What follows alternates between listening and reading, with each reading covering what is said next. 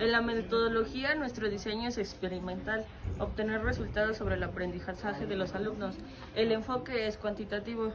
Población. La población son los estudiantes de segundo año de preparatoria de Bachilleres 1 de la ciudad de Cuernavaca, Morelos. El rango de edad es entre 16 y 17 años.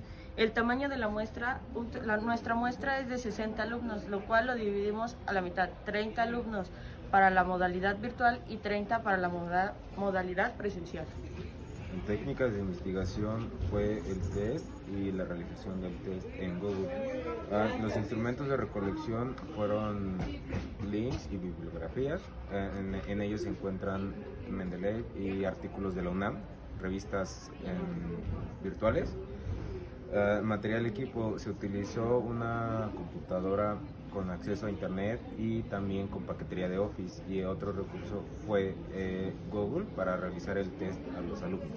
En cuanto a los resultados de este proyecto de investigación, tenemos unas gráficas. Fueron 10 preguntas de investigación que se hicieron a los alumnos de modalidad virtual y de modalidad presencial.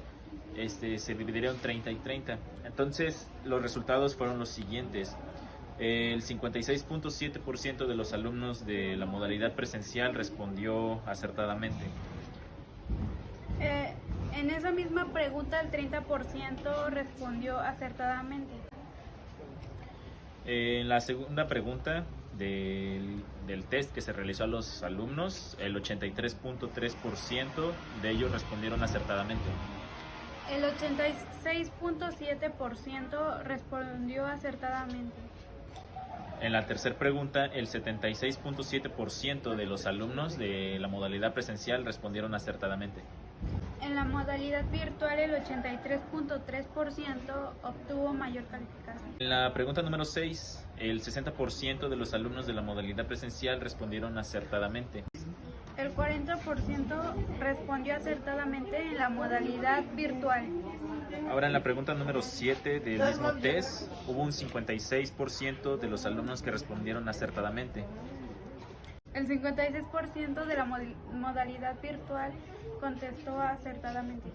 En esta pregunta pues igual como están a la par, entonces ambos contestaron pues a lo mismo.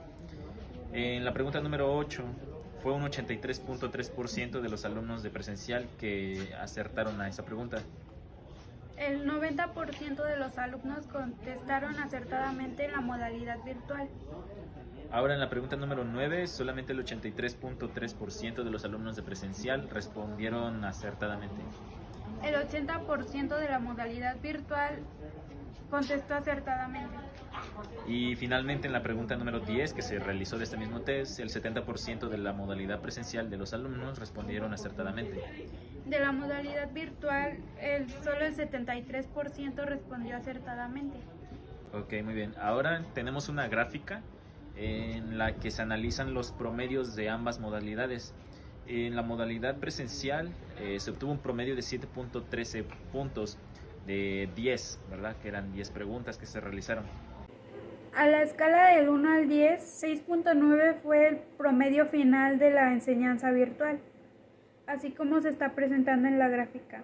Conclusiones y discusiones de los resultados obtenidos de los alumnos de Bachilleres 1 de la modalidad virtual y presencial. Basándonos en la escala 1 a 10, se pudo determinar que el alumnado de modalidad presencial obtuvo un promedio de 7.13 mayor a los presentados de la formación virtual, que obtuvo 6.9.